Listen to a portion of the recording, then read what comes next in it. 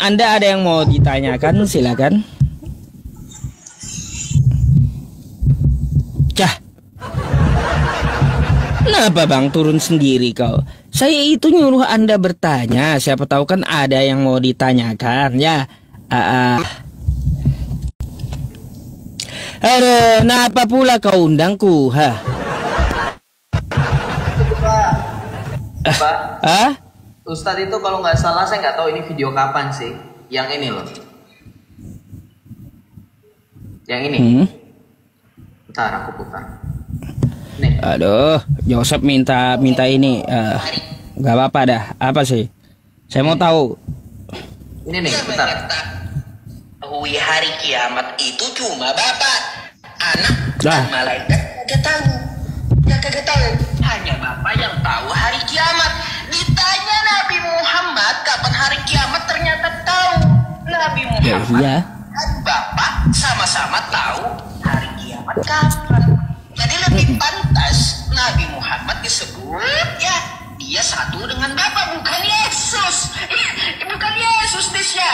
Bukan Yesus, Nabi Muhammad yang satu dengan bapak. Lebih baik kalian menyembah Nabi Muhammad yang lebih tahu daripada Yesus.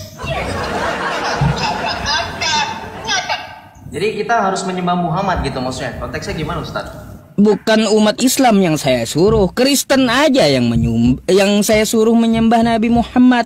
Karena Nabi Muhammad lebih hebat daripada Yesus. Kita bahas itu boleh? Kita bahas itu boleh?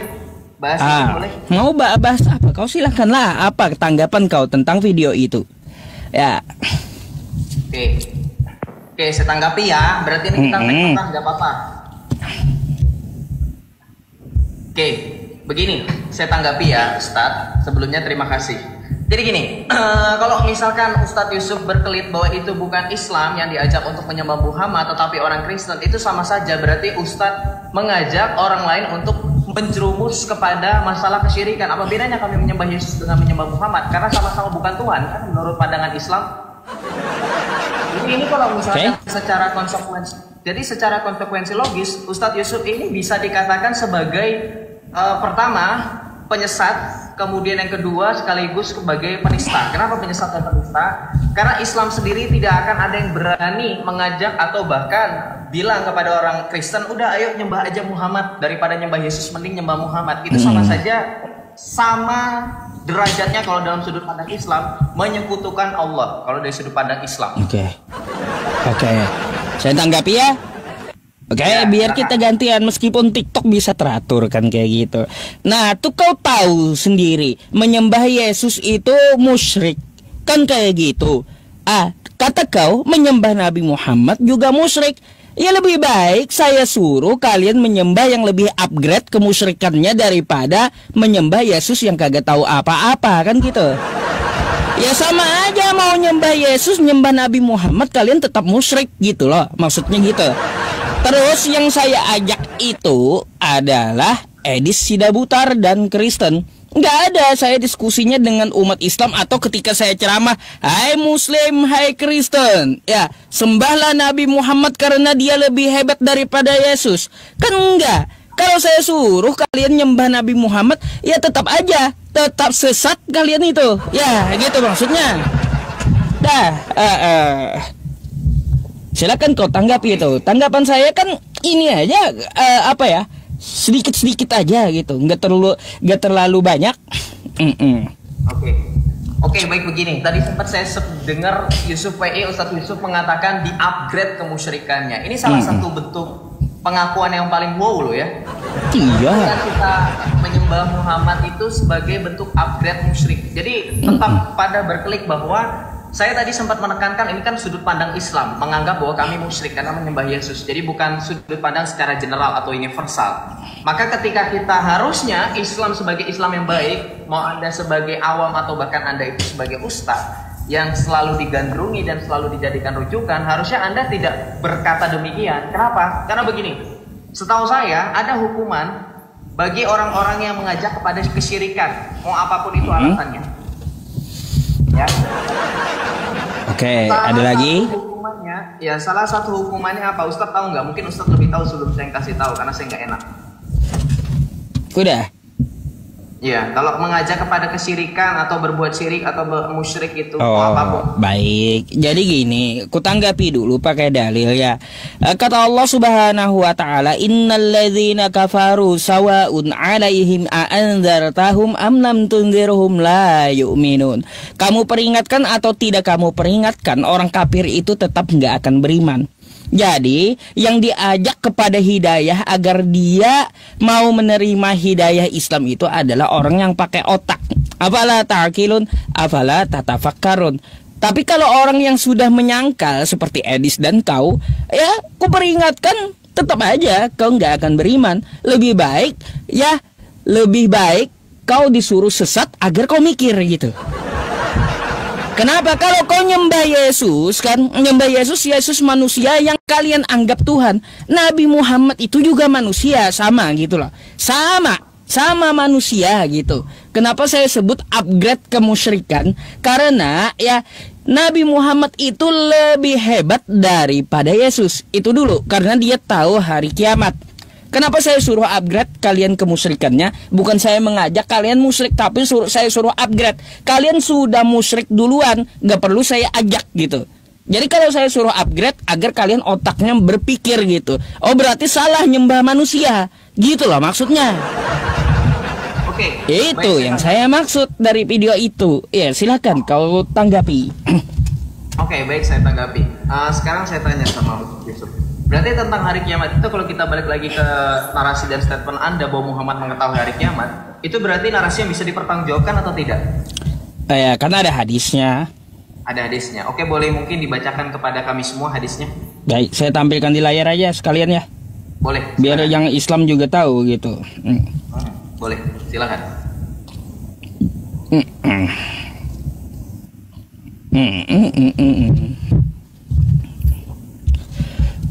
Sabar ya teman-teman. Ya, teman-teman bantu tap-tap layar ya. Ya, silakan. Nih ya. Nih, hadis yang pertama saya ambil dari Rumah Show aja ya.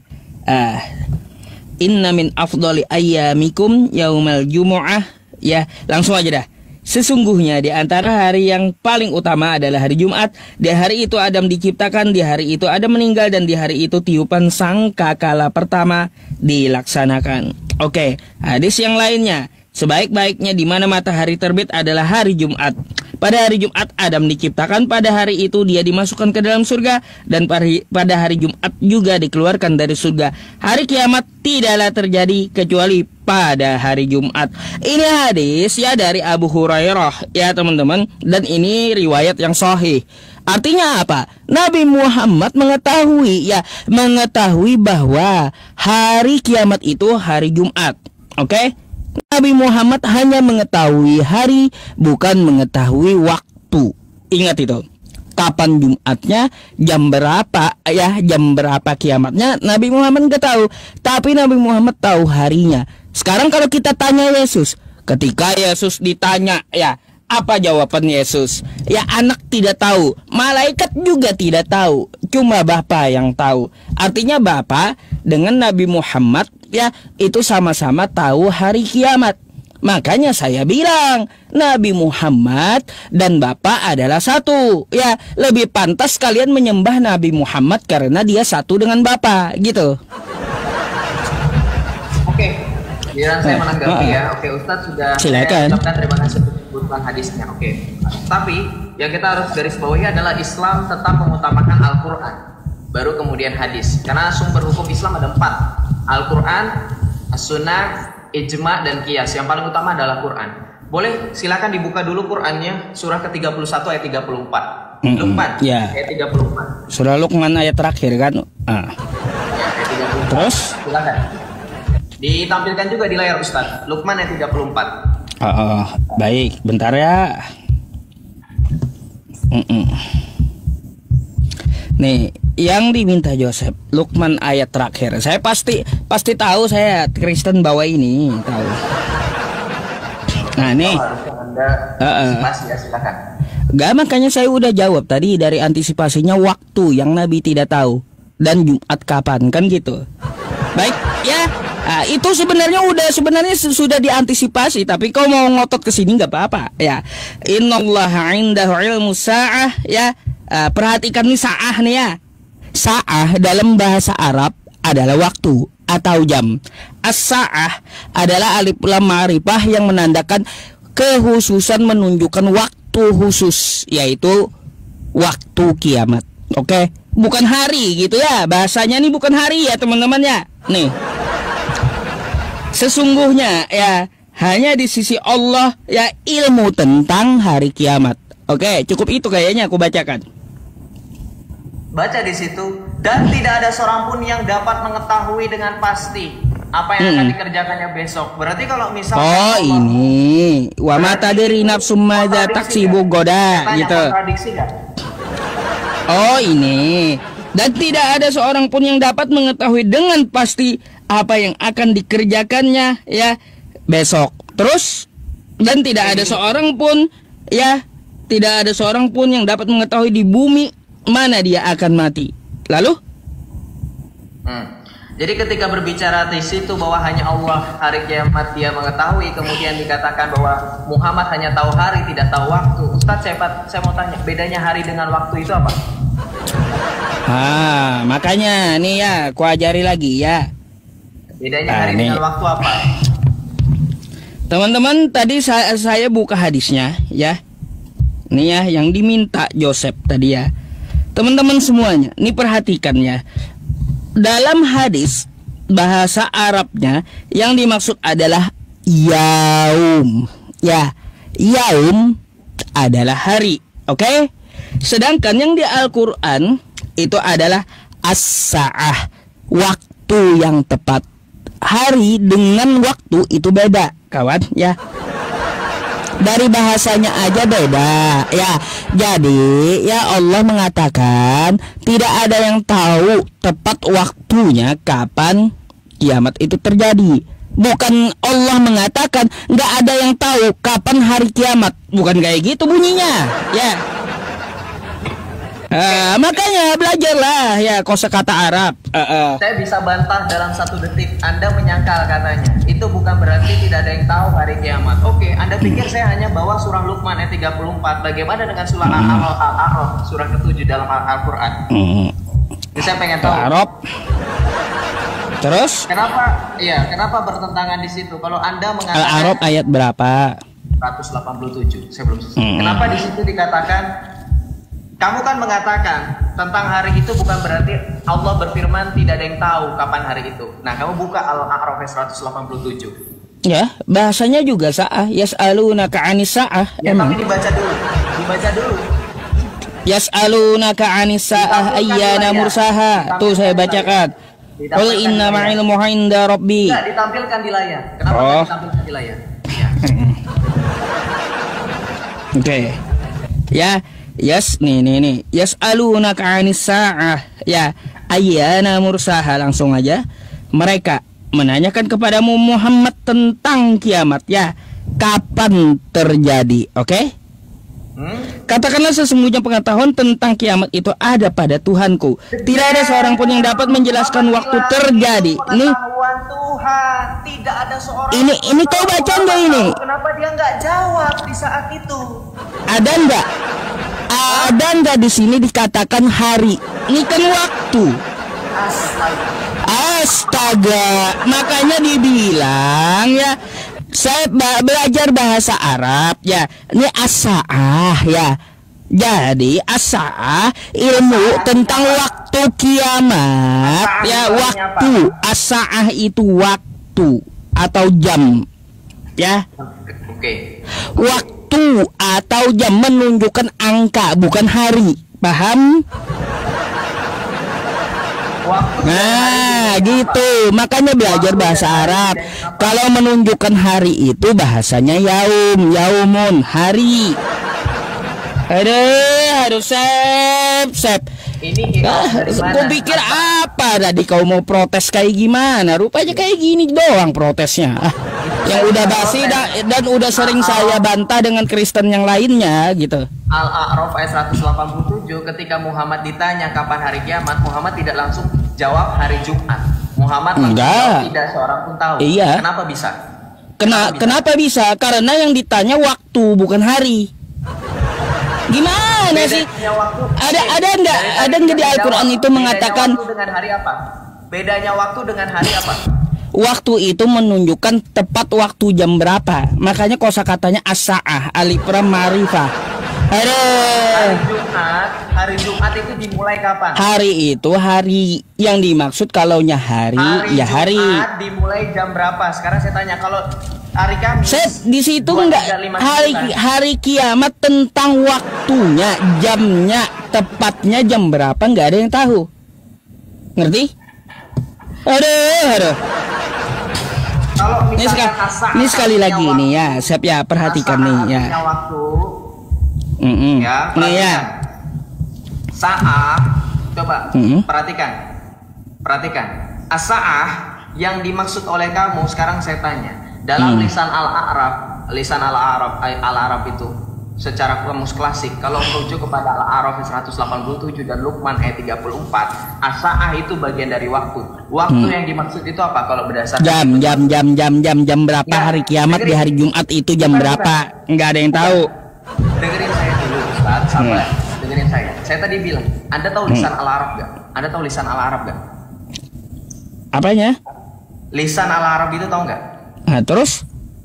Ya, kalau Anda tahu, berdasarkan lisan Al-Arab Ibn Mazur, saya tanya, as-sa'ah yang kamu katakan itu bukan hari, melainkan waktu, maka di dalam makna as-sa'ah berdasarkan Ibn Mazur, lisan Al-Arab, itu merujuk kepada apa? As-sa'ah. Di situ berdasarkan lisan Al-Arab Ibn Mazur merujuk kepada apa? Bahasanya kau tunjukkan samaku dulu. Gak bisa kau sembarangan pakai Ibnu Mazur lalu kosakata Arabnya kau nggak tunjukkan. Gak bisa aku jawab. Apa yang mau ku bahas tentang apa yang beliau katakan gitu. Tampilkan dulu samaku. Silakan. Gini. Oke, Anda di situ kan menampilkan terjemahan perkata, betul? Oh, Sep, kau mau permasalahkan itu tunjukkan dulu sama saya. Ya, jangan kau membawa masalah tapi kau kagak tahu Arabnya kayak gimana. Aduh. Oke, dengerin saya ya. Saya berbicara biar nggak salah paham. Anda kan bilang Anda ngotot as-sa'ah itu adalah waktu, bukan hari. Itu dapat referensi dari mana? Makanya saya langsung to the point. Kalau Anda mau pakai as-sa'ah itu sebagai waktu, bukan hari kiamat, yang dimaksud di situ bukan hari Jumat, berdasarkan lisan Al-Arab dari Ibn Manzur, di situ as-sa'ah di situ merujuk kepada apa? Menuju pada waktu as-sa'ah yang di Al-Quran. Kamu buka kamus Muhammad Yunus, as-sa'ah ada berapa itu terjemahnya gitu ya. Gitu. Kamu paham nggak apa maksud as-sa'ah? Aku mau tanya itu alif lam ma'rifah apa yang dimaksud di kosakata as-sa'ah itu? Mau di i'rab. Bukan i'rab. Itu alif lam ma'rifah apa? Nah, kan kau nggak tahu. Makanya saya belajar lah ada gini ya, belajar masalah nahwu ya, ada yang menunjukkan kekhususan. Maka ketika kosakata Arabnya menunjukkan kekhususan, dia ada mempunyai tanda. Salah satunya dia juga penunjuk isim, yaitu alif lam. Ada. Boleh saya tampilkan datanya? Ya, tampilkan yang kau permasalahkan. Oke. Perhatikan ya, di sini as-sa'ah dalam tafsir Quran Kemenang di sini dikatakan adalah hari kiamat. Perhatikan, ya betul. Bukan waktu seperti Yusuf PI katakan. Ya kamu katakan itu waktu bukan hari kiamat. Gimana sih? Jadi waktu atau hari kiamat? Saya tanya dulu. Ada. Sam. Gini dah. Sebelum kau ngotot sama aku, coba kau buka kamus bahasa Arab dulu ya. Sa'ah itu, Sep, ya nih saya ku jelaskan ya. Sa'ah ya tanpa alif lam ma'rifah, tanpa isim, itu menunjukkan waktu atau jam yang berbentuk umum. Kalau as-sa'ah yang dimaksud adalah waktu khusus. artinya satu-satunya waktu. Yang dimaksud apa? Ya jelas hari kiamat, satu-satunya waktu. Ya Aduh. sudah, berarti itu tentang hari kiamat. Kenapa kamu Beda dengan yang kau permasalahkan dengan hadis, lalu dengan yang kau masalahkan siapa ulama yang kau bawa tadi? Hah? Itu Manzur. Baca, coba kau gini aja. Coba sebelum kau mau diskusi masalah ini sama aku, coba bedakan dulu ya kosakata yang mana hari, yang mana waktu secara umum, yang mana waktu khusus, tandanya seperti apa dalam bahasa Arab. Belajar dulu dah ya biar kau ngerti. Oke, Anda lebih tahu. Kalau misalkan saya langsung jawab, saya bantah misalkan. Anda bilang itu alif lam ma'rifah. Sekarang kalau misalkan itu dikatakan alif lam adzini, Anda mau berargumen apa ya? Alif lam apa? Alif lam adzini. Al-adzin. Apa itu? Alif lam ada berapa sih, Sep? Jadi kamu nggak tahu. Alif lam, aku mau tanya alif lam ma'rifah itu ada berapa sih? Yang saya tanyakan sama kamu harus tahu alif lam ma'rifah. Kamu tahu nggak alif lam adzim? Aduh, ajim apa ajim? Kau jelaskan dulu. Heran saya, yang kau pakai istilah apa gitu? Aku mau tanya dulu. Hah? Coba. Menunjukkan isim apa dia? Perhatikan, kamu nggak tahu berarti ya. Ini yang saya maksud. Astagfirullah. Makanya Sep ya ngomong tuh ya, ngomong tuh. Ini nih, kamu nggak tahu kan? Alif lam ma'rifah yang kamu maksud itu ada lil ini ada ya nih. Oke, ya. Ahdi zini li ahdi huduri gitu maksudnya. Sep. Yang kuku maksud itu alif lam ada berapa terus menunjukkan isim apa ya. Kalau nya maksud alif lam ma'rifah, yang kau maksud itu adalah masalah faedah ya. Ada. Coba. Yang kutanya jenis alif lam ma'rifah itu ada berapa sih? Itu kan tadi sudah disebutkan. Kau ngerti nggak apa maksudnya? Oh, kalau misalkan saya nggak ngerti, coba ajarin saya dong. Ayo sudah, ya alif lam ma'rifah tadi udah ku ajarin sama kau, menandakan sebuah kekhususan. Kalaunya di dalam bahasa ini ya gimana ya aku membahasakannya ke bahasa Inggris saja dah ya biar kau lebih ngerti gitu. Kalau ke bahasa Inggris maka dia ada the. Memang kayak gini ku contohkan, gue house kan gitu umum. Rumah warna putih kan white house gitu. Rumah putih. Itu banyak gitu, rumah warna putih, white house. Tapi kalau the white house satu-satunya gedung putih, ya. The white house itu satu-satunya yang dimaksud gedung putih. Begitu juga yang dimaksud sa'ah dengan sabar dulu, ku jelaskan biar kau ngerti dulu. Kaidahnya gitu ya, paham biar kau paham dulu gitu. Kayak gitu. Coba gantian bahasa Inggris kayak gitu. The white house dengan white house itu hanya penyebutan kata the. Perhatikan, iya. Apa hubungannya? The itu menunjukkan apa bahasa Inggris? Kau tahu kan? The itu memang kutanya kalau kau belajar bahasa Inggris, white house dengan the white house beda atau sama? Beda atau sama?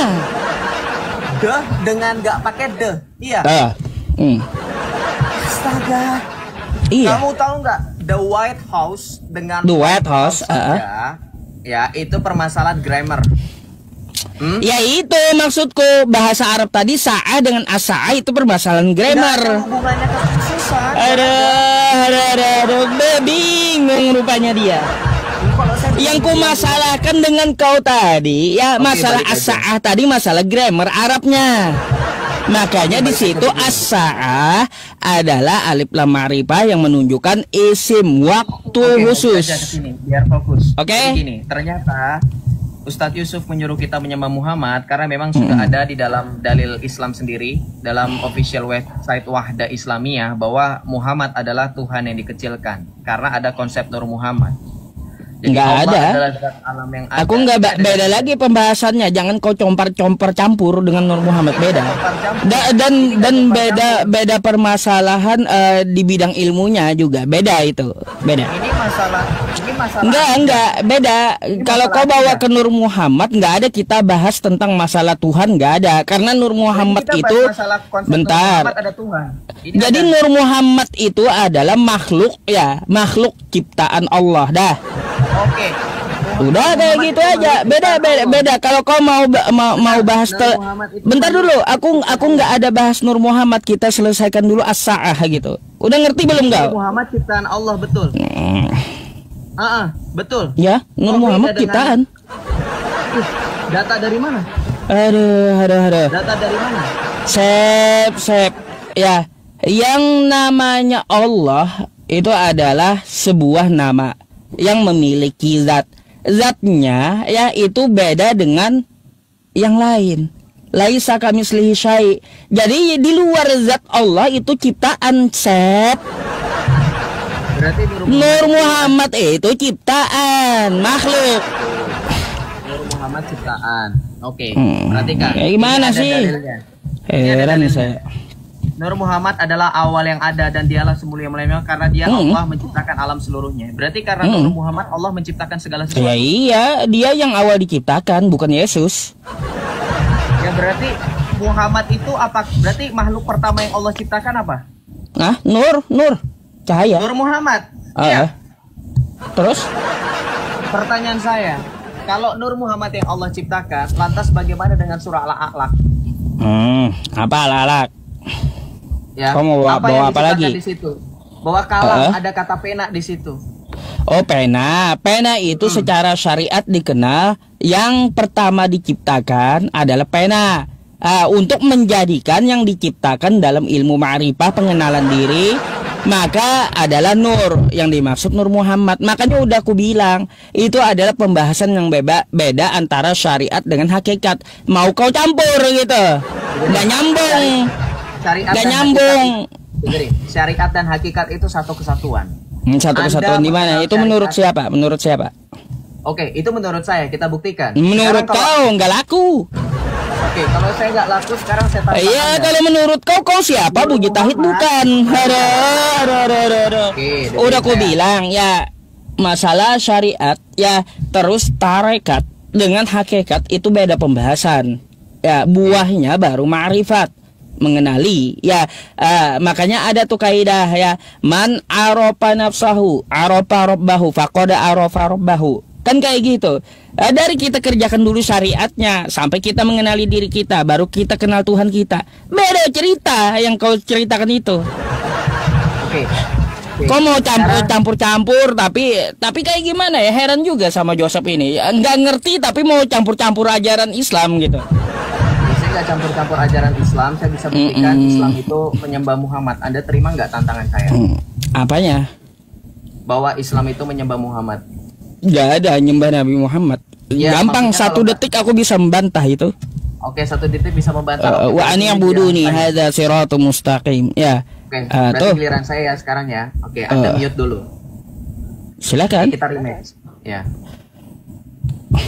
Ya udah 5 menit ya rule-nya. Iya, kayak biasa. Ya udah.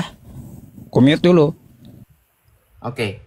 Oke, kita sampai ke pembahasan tentang Nur Muhammad. Ini berkaitan tentang penyembahan. Konsep ketuhanan Islam ternyata bisa dibuktikan dengan sederhana dengan konsep Nur Muhammad. Ini yang waktu itu saya diskusi dengan Nandar, dengan Rifa, dengan Wafi. Ini nggak pernah nyambung dan nggak pernah mereka bisa jawab. Sekarang tadi Yusuf PI mengatakan Nur Muhammad itu kholik. Apakah Nur Muhammad itu kholik? Mari kita dengarkan penjelasan dari Profesor Dr. Said Akil Siroj. Silahkan dengarkan. Cerminan yang konkret muncullah pertama kali tajalli, pertama kali manifest Nur Muhammad atau The Logos. The Logos. Nur Muhammad itu yang nantinya menjadi wujud dari Muhammad Shallallahu Alaihi Wasallam. Ya, itu nanti itu. Ini Nur Muhammad dulu. Muhammad adalah The Logos. Ya. The essence of Muhammad. Bukan Muhammad yang lahir di Mekah, bukan. Ya. Lain lagi. Oke. Bukan Nabi Muhammad yang lahir di Mekah tahun sekian, wafat tahun sekian, bukan. Ini wujud yang mutlak, masih mutlak antara Allah dan makhluknya. Dikatakan apakah Nur Muhammad itu kholik pencipta? Bukan. Apakah Nur Muhammad itu makhluk? Bukan. Dengar. Said Akil Siraj mengatakan Nur Muhammad adalah antara kholik dan makhluk. Dikatakan apakah kholik bukan, makhluk bukan. Ini dari mana Yusuf PI mengatakan Nur Muhammad itu makhluk? Bisa tahu dari mana Nur Muhammad ini adalah makhluk? Saya minta datanya. Sedangkan menurut website dari NU ya, Nur Muhammad NU, di sini dikatakan bahwa Nur Muhammad ini adalah dalam kitab Barzanji ya, dalam konsep kitab Barzanji teman-teman, perhatikan. Ternyata Muhammad Nur Muhammad ini bukan Muhammad yang lahir di Mekah. Ini saya pertanyakan, kenapa Muhammad ada banyak sekali? Perhatikan, dalam salah satu ulama yang terkenal, As-Said Ja'far ya, ini ada namanya istilahnya usalli wa usallimu ala nuril ma'usufi bitaqaddami wal awaliyah. Yang artinya apa? Aku mengucap salawat, syukur kepada nur ya, yang bersifat awal dan terdahulu. Perhatikan, saya tanya sama Ustadz. Tadi Said Akil Siraj mengatakan Muhammad itu, Nur Muhammad beda gak dengan Muhammad yang lahir di Mekah. Berarti ini ada Muhammad versi lain. Pertanyaan saya, ada berapa Muhammad? Oke, konsep Nur Muhammad ini dikatakan apa? Bahwa Nur Muhammad ini adalah penghormatan kepada Nur yang sebelum segala sesuatu ada. Dan lebih awal dalam kaitannya dengan semua makhluk. Ini kata Syekh M. Nawawi Banten dalam kitab Madarijus Su'ul ila Iktisa'il Burud. Ya, maka di sini dikatakan bahwa Nur Muhammad tadi kata Said Akil Siraj adalah The Logos. Saya tanya sama Ustadz Yusuf, apa kaitannya dengan The Logos? Kita sambungkan. Di dalam Alkitab, Yohanes 1 ayat 1, The Logos itu digunakan dalam Injil Yohanes bab 1 ayat 1. Nah, inilah conteknya Islam dengan Alkitab. Di dalam Yohanes 1 ayat 1 di situ dikatakan apa? En arche en hologos, kai hologos en prostonteon, kai theos en hologos. Kenapa Nur Muhammad disangkut pautkan dengan logos? Karena logos ini adalah suatu pemahaman pengertian di dalam keyakinan Kristen yang puji Tuhan kita pertahankan bahwa segala sesuatu diciptakan melalui logos, dan tanpa logos tidak ada sesuatu yang dijadikan. Inilah hakikat Nur Muhammad yang nyontek dengan keyakinan Kristen. Kenapa? Karena Nur Muhammad dikatakan adalah makhluk pertama yang merupakan sebuah anugerah luar biasa dari Allah. Keberadaan Nur Muhammad merupakan hak prerogatif Allah tanpa intervensi dan pengaruh siapapun. Bahkan dikatakan apa? Allah menciptakan Nur Nabimu sebelum segala sesuatu, dan Allah menjadikan Nur itu beredar dalam kuasa Allah sesuai kehendaknya. Saat itu belum ada lauh, kalam, surga, neraka, malaikat. Maka Nur Muhammad ini dikatakan sebagai penyebab segala sesuatu ada. Dengan salah satu dalil juga yang digunakan, laulaka mahwalaktul aflak. Tidaklah aku ciptakan langit dan bumi, alam semesta, kecuali karena engkau Nur Muhammad. Ini menyebutkan salah satu prinsip dalam konsep logos. Di dalam Yohanes 1 ayat 3 dikatakan segala sesuatu dijadikan melalui dia, dan tanpa dia segala sesuatu yang dijadikan itu tidak akan jadi. Maka tadi data yang tadi Ustaz silakan dibantah. Bahwa pemahaman Nur Muhammad yang Ustadz Yusuf PI juga imani ternyata meyakini bahwa Nabi Muhammad itu Tuhan yang dikecilkan. Kenapa? Karena dia bermutajali. Kata Said Akil Siraj, seorang ulama. Maka di sini dikatakan Nur Muhammad adalah awal yang ada dan dialah semulia-mulia. Dan karena dialah Allah menciptakan alam seluruhnya. Nah, pertanyaan saya, kalau kata Allah di dalam surah Yasin, innama amruhu iza arada syai'an ayyakula lahu kun fayakun. Sesungguhnya bagi Allah tinggal cukup mengatakan kun fayakun, jadilah maka jadilah. Ternyata Allah butuh Nur Muhammad.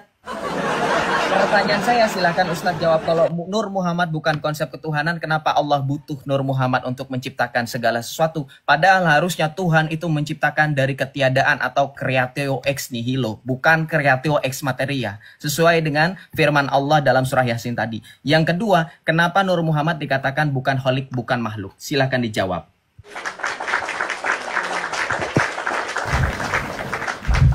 Baik. Ya, waktu saya ya teman-teman 5 menit. Perhatikan nih ya penjelasan saya ya. 5 menit waktu kita ya teman-teman. Di dalam Islam itu hanya ada 2 ya. Ada kholik, ada makhluk ya. Ada kholik pencipta, terus ada yang diciptakan makhluk. Sisanya sifat dari zat. Oke? Sifat dari zat. Bedakan dulu ya sifat dari zat dengan kholik, dengan makhluk. Dalam Islam konsepnya, syariat agama Islam hanya ada 2, kholik dan makhluk. Terus ini si Yosef pakai referensi Kiai Haji Akil Siraj katanya. Ini ya yang terus juga mau kubongkar juga ini ya, kubongkar juga ya. Makanya Sep ya, kalau bawa ya kaidah ulama itu jangan kau potong-potong ya. Nih ya, dari mana Nur Muhammad itu makhluk? Kau tadi baca ya nih ya, dari Madarijus Su'ud ila Ikhtisail Buruj kan? Kau baca semuanya. Kama fi haditsin Jabir annahu su'ila Rasulullah sallallahu alaihi wasallam. Langsung aja dah ya. Kau nggak bisa juga huruf gundul masalahnya. Sebagaimana tersebut dalam hadis riwayat sahabat Jabir ya. Nih ya, bahwa ketika ditanya perihal makhluk. Nih ya, plototin. Makhluk pertama yang diciptakan Allah. Rasulullah menjawab, sungguh Allah menciptakan Nur Nabimu. Nur Muhammad itu makhluk ya. Makanya kau potong penjelasan kayak Haji Said itu ya, kau pahami lagi dah gitu ya. Terus rujukan ke hadis ya. Kau sendiri tahu ya, rujukan yang utama itu adalah Al-Quran, terus hadis. Habis itu ijtihad, baru qiyas kan gitu. Kan kayak gitu. Makanya kalau kau baca atau menelaah milik seseorang itu, kau rujukan ke hadis. Jadi yang dimaksud Nur Muhammad itu makhluk pertama kali diciptakan. Kalau kau mau menyamakan ke Kristen, pada mulanya adalah logos, berarti logos itu ciptaan. Berarti Tuhan kau ya, Yesus itu adalah ciptaan, kan gitu. Kalau kau mau menyamakan dengan ini, kan gitu. Pada mulanya adalah logos bersama-sama dengan theos. Logos bukan ciptaan. Sebagaimana Islam mencontek katanya. Enggak, Islam enggak mencontek ya. Kalau dikatakan di sini Nabi Muhammad ya mengatakan Nur itu adalah makhluk, Nur Muhammad itu.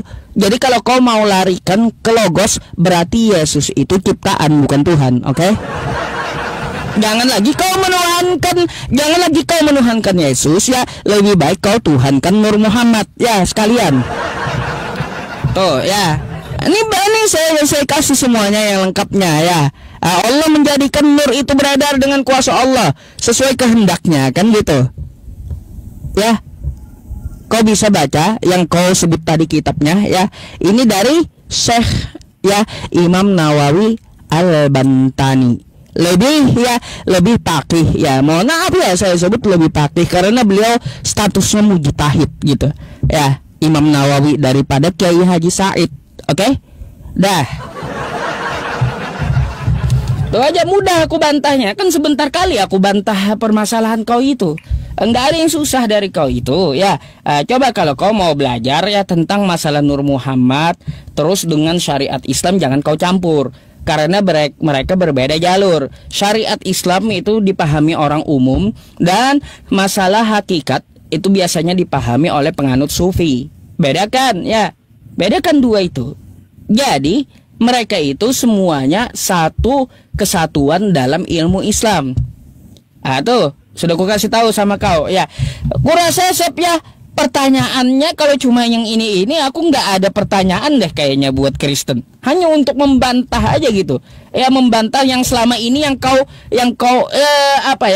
besar-besarkan. Rashid Rifa, Jonathan nggak bisa jawab. Aku mudah kali jawabnya. Tinggal ku tampilkan hadisnya gitu sama kau. Nur Muhammad itu makhluk, makanya di luar zat itu makhluk. Yang bersama dengan zat itu namanya sifat. Bedakan dulu. Oke? Dah itu aja kayaknya. Dah mungkin itu pembahasanku. Mau tanggapan apa setelah ini ya silakan kau gitu ya untuk menanggapi. Mungkin aku akan dengan Kristen yang acak atau random seperti biasanya gitu. Silakan. Jadi saya nggak bisa menanggapi gitu. Tanggapi aja, aku dengar tanggapanmu, nggak apa-apa. Oke. Belum mulai lah waktunya kawan. Oke, terima kasih ya Ustadz Yusuf sudah ditanggapi. Tapi apakah terjawab, teman-teman silahkan jawab sendiri. Pertanyaan saya tadi apa? Ada dua pokok bahasan. Saya tadi sudah bilang, kalau andai kata Nur Muhammad ini makhluk, maka konsekuensi logis adalah Allah menciptakan dari makhluk. Maka Allah menciptakan segala sesuatu menggunakan makhluk. Berarti gugurlah salah satu dari sifat wajib bagi Allah, qiyamuhu binafsihi, bahwa dia berdiri sendiri tanpa bergantung kepada makhluk. Sampai nggak otaknya Yusuf PI? Ini saya sedang mencerdaskan dan menyadarkan Islam ini hakikat Nur Muhammad yang dikatakan oleh Yusuf PI hanya dianut oleh sebagian orang. Ini dipahami secara tidak langsung oleh keseluruhan orang Indonesia Ahlussunnah wal Jamaah. Kenapa? Salah satunya kalian merayakan Maulid Nabi. Maulid Nabi ada khususan, ada suatu praktik yang namanya Mahalul Qiyam, di mana kalian berdiri dibacakan qasidah, dibacakan suatu selawat, ya. Salah satunya ya silakan, itu tadi Yusuf PI mengangguk-angguk, berarti dia membetulkan. Mahalul Qiyam, kalian berdiri, kalian menyambut, ini salah satu tanda gerakan bahwa Muhammad itu hadir. Itu salah satu kekhususan dalam Islam dalam acara Maulid Nabi. Namanya Mahalul Qiyam dibacakan. Nah, ini salah satu yang nyambung dengan Nur Muhammad. Nah, tadi saya pertanyakan, saya tadi sudah baca Nur Muhammad bagi sebagian orang kholik, bagi sebagian orang makhluk, bagi sebagian lagi Nur Muhammad itu bukan kholik, bukan makhluk, seperti Kiai Haji Said Akil Siroj yang kamu remehkan. Padahal tadi website yang Ustadz Yusuf PI bawakan itu websitenya NU. Dan teman-teman, Said Akil Siroj itu mantan Rais Aam PBNU. Ya betul. Jadi ketika Anda meremehkan Rais Akil, padahal Said Akil itu adalah Rais Aamnya PBNU. Kalau dilanjut lagi berbicara mengenai Nur Muhammad, tadi pertanyaan saya belum terjawab. Di dalam surah Yasin dikatakan innama amruhu iza arada syai'an ayyakula lahu kun fayakun. Yasin ayat 82. Allah berfirman, sesungguhnya urusannya apabila Allah menghendaki sesuatu, dia hanya berkata jadilah, kun fayakun. Kenapa justru ternyata setelah dibongkar Allah perlu Nur Muhammad untuk menciptakan segala sesuatu? Begini loh Ustadz, maksud saya berarti Islam selama ini teologinya monoteistik yang tidak mutlak. Kenapa? Karena Allah butuh makhluk untuk menciptakan, padahal harusnya Allah tidak serupa dan setara dengan makhluk. Laisa kamislihi. Kita menciptakan sesuatu, menciptakan handphone pakai yang namanya alat bantu. Harus ada alatnya, harus ada peralatan perlengkapan. Sekarang kalau misalkan Islam menganggap Allah satu-satunya Tuhan, kul huwallahu ahad, kenapa Allah butuh Nur Muhammad untuk menciptakan segala sesuatu? Itu yang harusnya dijawab. Saya tidak mendapatkan jawaban apapun. Itu tadi pertanyaan saya. Yang kedua, saya tadi sudah bantah juga. Ketika Nur Muhammad dikatakan tidak sesuai dengan Al-Quran, lantas kenapa ini berkembang dalam akidahnya Islam dan menjadi bagian syariatnya Islam? Bahkan Ustadz Yusuf PI tadi mengakui betul Nur Muhammad itu adalah yang pertama diciptakan. Sedangkan dalam hadis-hadis yang lain, salah satunya hadis Sahih mengatakan Muhammad itu bersabda bahwa yang Allah ciptakan pertama kali adalah pena. Ini banyak kontradiksi. Silakan Anda buka sendiri. Kalau Anda mau bantah itu silakan Anda buka sendiri. Pertama yang Allah ciptakan katanya al-qalam atau pena. Hadis Tirmizi yang pertama kali diciptakan adalah pena. Ini didukung oleh An-Nawawi, Ibnu Hibban dan At-Tabari. Kemudian yang kedua, ada lagi anggapan yang diciptakan pertama kali adalah arash. Arashnya Allah, singgasananya Allah, itu dari hadis riwayat Bukhari. Arashnya di atas air berdasarkan surah Hud ayat 7. Kemudian didukung oleh Ibnu Katsir dan Al-Qurtubi. Ya, kemudian yang kemudian diyakini pertama kali diciptakan. Sorry, itu Nur Muhammad. Tapi yang harusnya jujur, Ustadz, saya tanya, Nur Muhammad ini doif atau tidak doif?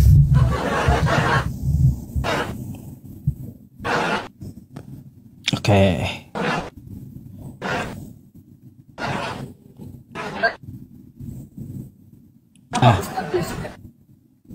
Nur Muhammad ini ada kebanyakan kesut atau kasa tersebut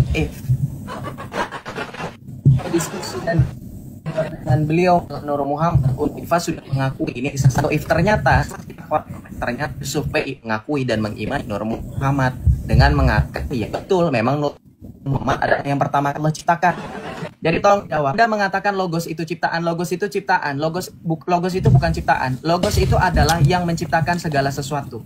NRK, hologos, hologos, prostonteon. Logos di situ adalah akal budi, daya cipta. Anda kalau merujuk kepada bahasa asli seperti itu, tidak ada di situ ciptaan. Justru dengan logos Allah menciptakan segala sesuatu. Karena dengan daya akal budinya, dengan firmannya Allah menciptakan segala sesuatu. Makanya dikatakan pada mulanya adalah firman. Firman itu bersama-sama dengan Allah dan firman itu adalah Allah. Di ayat ketiga dikatakan segala sesuatu dijadikan melalui logos. Jadi bukan logos itu ciptaan. Mana datanya logos itu ciptaan? Silahkan dibantah dan dijawab pertanyaan saya. Oh, kau minta jawaban. Baik, berarti kau jawab dulu ya. Gak apa-apa, dia minta jawaban.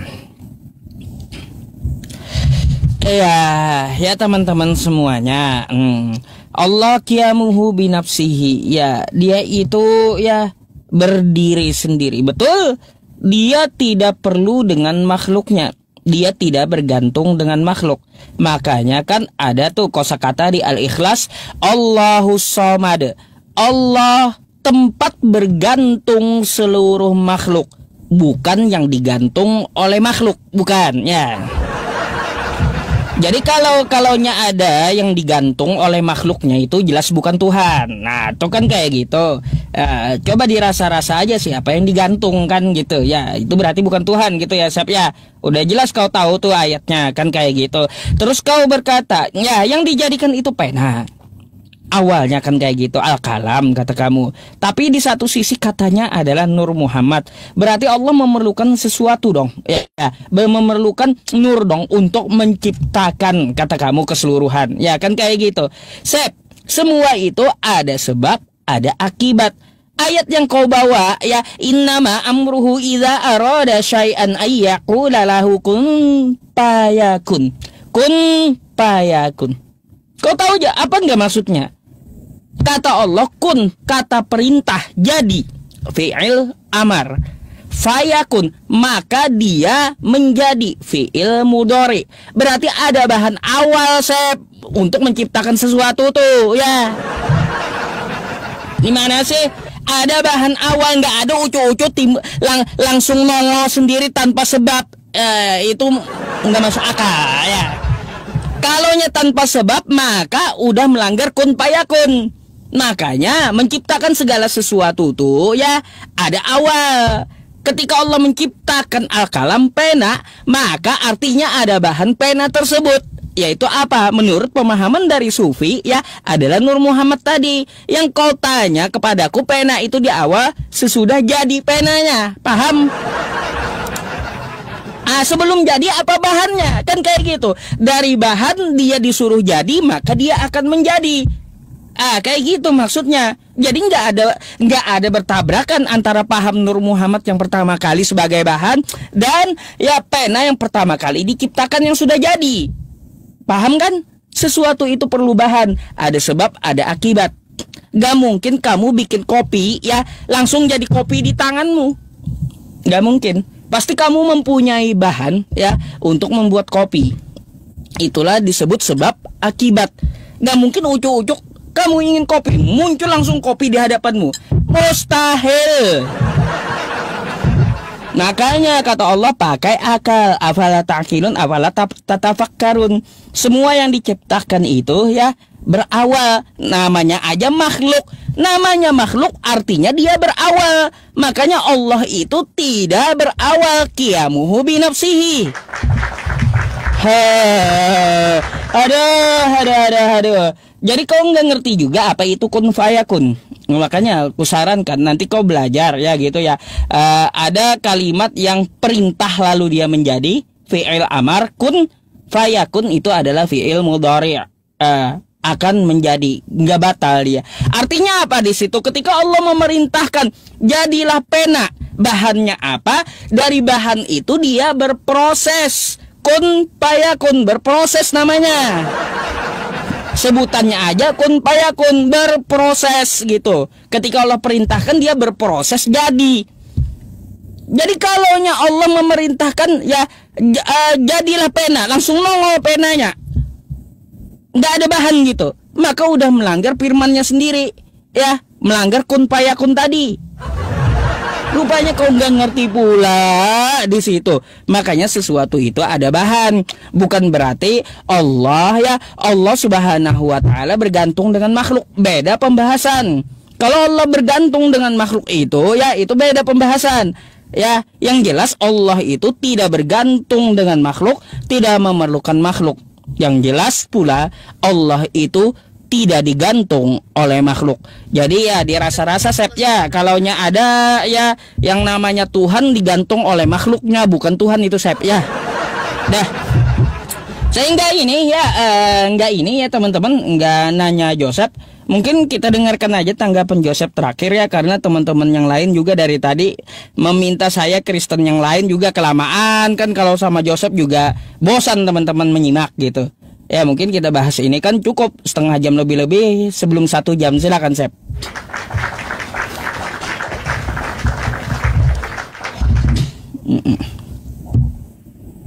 Giliran saya ya. Silakan. Oke. Silakan di mute Ustadz. Oke.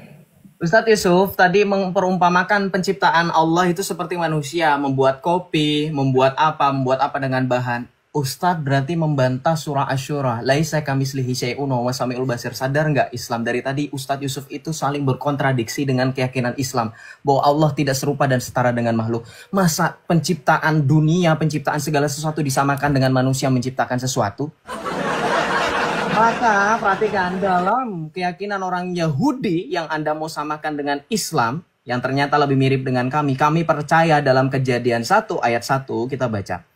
Bereshit, ya, di situ dikatakan apa? Kata bara di situ. Bereshit bara Elohim et hasyamayim be'et ha'aref. Pada mulanya Allah menciptakan langit dan bumi. Kata bara itu tidak memiliki bahan. Artinya betul-betul dari ketiadaan. Makanya tadi saya sempat mention, Ustadz sempat dengar gak? Creatio ex nihilo, dari kata nihil. Creatio artinya mencipta, dari ketiadaan. Tuhan secara kompleks dan secara definitif menciptakan segala sesuatu dari ketiadaan, bukan dari bahan. Ini Yusuf PI dari tadi sudah menjelaskan berulang-ulang, ternyata Allah pakai bahan yang sama seperti manusia. Bedanya apa Allah sama saya? Saya bikin rumah pakai bahan batu bata, pakai semen.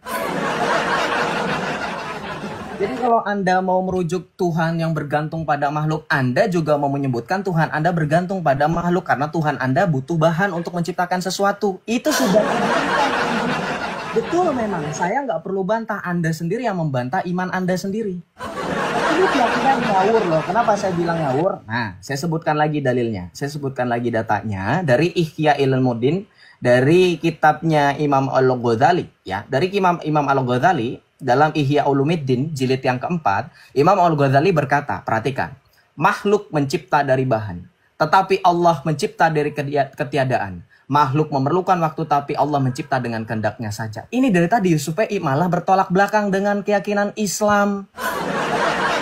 Ternyata Imam Al-Ghazali sudah mengatakan Allah tidak butuh bahan, tetapi Yusuf PI mengatakan Allah butuh bahan. Selamat, berarti kamu sedang menjatuhkan Islam sejatuh-jatuhnya yang sudah jatuh.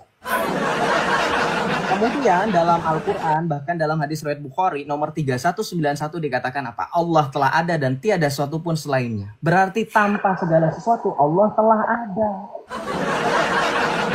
Kemudian dalam surah Al-An'am begini bunyinya. Ya, dalam surah Al-An'am di sini dikatakan Badi'us samawati wal ard. Kata Badi'us, kalau Ustadz mau pakai bahasa Arab, gramatikal bahasa Arab, itu juga dari ketiadaan. Dialah pencipta langit dan bumi tanpa contoh. Badi'us samawati wal ard, tanpa contoh sebelumnya, kata Allah. Seperti itu. Berarti ini sebenarnya saya tidak sedang berdebat dengan Yusuf PI, tetapi Yusuf PI sedang berdebat dengan Allah. Karena konsep Nur Muhammad ini membuktikan Islam ternyata menyembah selain daripada Allah. Maka saya sarankan, daripada Ustadz Yusuf menyarankan kami menyembah Muhammad, lebih baik Ustadz Yusuf sadar ternyata di dalam Islam secara tidak langsung memang diakui menyembah Muhammad. Sekarang dijawab pertanyaan saya. Kalau Allah menciptakan sesuatu atau segala sesuatu dengan menggunakan bahan, itu artinya Allah tiada beda dengan makhluk. Kalau Allah tiada beda dengan makhluk, lalu untuk apa kita menyembah Allah negeri Mekah yang dipercaya oleh Yusuf PI? Karena Allah menciptakan dengan bahan itu salah satu bentuk contoh bukti konkret bahwa ternyata Allah bukanlah Tuhan. Karena ketika dikatakan creatio ex nihilo telah dibantah oleh Yusuf PI, ini salah satu bukti bahwa Islam tidak memiliki dasar yang valid mengenai konsep ketuhanan. Karena sebegini, lihat di dalam perjanjian lama Tuhan Allah berfirman, akulah Tuhan, tidak ada juru selamat lain daripadaku. Dan Tuhan Allah sekali lagi dalam Kejadian 1 ayat 1, Bereshit bara Elohim. Kata bara di situ memiliki arti dan makna bahwa Tuhan Allah menciptakan dari ketiadaan. Ini yang kemudian dijadikan rujukan oleh para ilmuwan, oleh para teolog, oleh para awam bahwa Tuhan menciptakan dari ketiadaan. Teman-teman mari berlogika. Tuhan itu maha kuasa. Apakah yang maha kuasa butuh bantuan dari yang tidak maha kuasa seperti Nur Muhammad yang adalah makhluk? Kenapa dari tadi ini tidak dijawab oleh Yusuf PI? Mana dalil kuat dan dalil konkret bahwa Islam mempercayai Nur Muhammad adalah sesuatu yang sahih, sesuatu yang valid. Sedangkan kebanyakan hadis-hadis dari Nur Muhammad adalah hadis dhaif, hadis hasan, hadis palsu. Maka saya minta daripada Anda percaya dengan Islam dengan menyembah Allah, dengan menyekutukan Allah bersama dengan Muhammad, lebih baik Anda menyembah Yesus satu-satunya jalan kebenaran dan hidup dan adalah pencipta bersama dengan ulama. Oke. Bentar, saya jawab dulu yang ini. Rupanya kau amburadul di situ. Oke. Sabar ya, saya jawab dulu ya teman-teman syubhatnya. Tanding. Ya gini ya teman-teman. Ya, tadi dia buka Ihya Ulumuddin. Allah itu laisa kamitslihi syai'un. Ya, dia tidak perlu bahan. Ya betul, karena Allah itu ya bukan ciptaan. Ingat, ya. Allah itu ada, dia yang ada, awal yang ada, dia kagak perlu bahan. Yang kau maksud itu ya, Allah itu adalah Tuhan yang tidak diciptakan. Makanya dalam kitab Ihya Ulumuddin, Allah itu tidak diciptakan. Bedakan antara makhluk dengan khalik. Udah aku bilang di awal ya. Allah itu tidak diciptakan, makanya dia kagak perlu bahan. Ya, bedakan Tuhan dengan makhluk. Kalau yang namanya makhluk itu ada awal. Makanya ya sifat mustahil Allah itu berawal seperti makhluk. Dia tidak berawal. Dia yang ada, yang dulu ada, qiyamuhu binafsihi. Yang namanya Tuhan, dia tidak ada bahan. Karena dia adalah Tuhan. Dia sudah ada semenjak awal gitu. Bukan ciptaan. Kalau yang namanya ciptaan, yang namanya makhluk berawal. Bedakan dulu di situ ya. Ini mau dicampur-campurnya Tuhan, ya Tuhan laisa kamitslihi syai' ya, katanya punya bahan. Habis itu kata Joseph ya sama dengan makhluk yang berbahan. Aduh. Apa teman-teman ya pemahaman Joseph ini?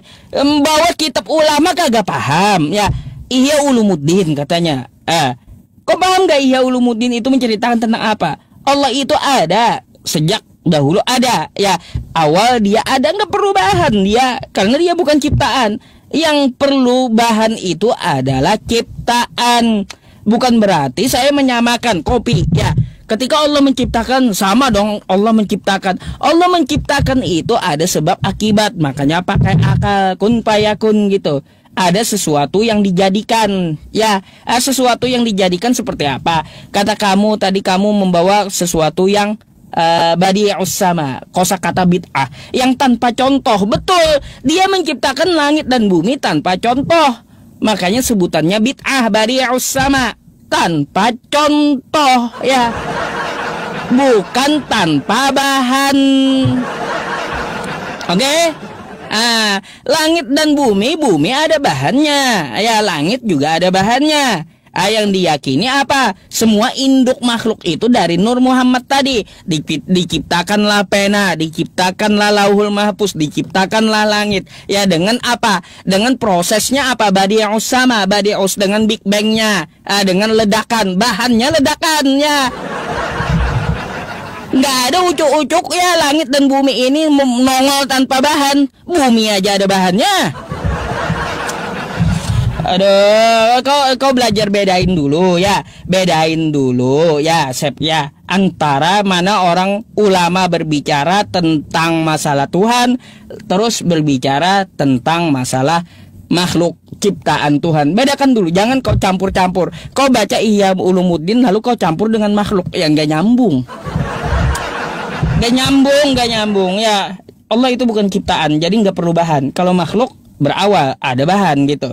Artinya kayak gini ya. Kalau bahannya ya sesuai yang kamu pahami di Islam adalah Nur Muhammad, berarti Tuhan kau dan Yesus kau juga ciptaan dari Nur Muhammad ya. Makanya ya lebih baik kau upgrade kemusyrikan aja. Kayak gitu, nyembah aja langsung Nabi Muhammadnya. Ya, langsung aja. Nah, makanya dibilangin ya, saya bilang ya teman-teman, innalladzina kafaru sawaun 'alaihim anzartahum am lam tunzirhum la yu'minun. Enggak akan beriman, diperingatkan atau tidak, enggak akan beriman, tetap pada kekufuran. Karena kenapa teman-teman? Khatamallahu ala qulubihim.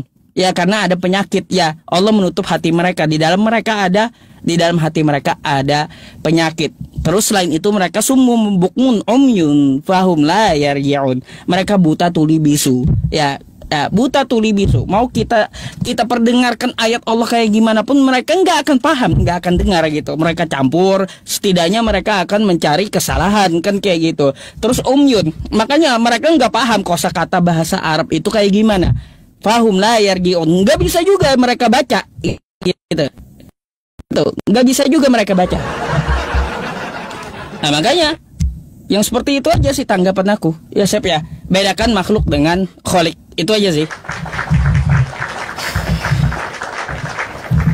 Oke Sep, kalau kau mau tarik ambil kesimpulan sama netizen kau lah.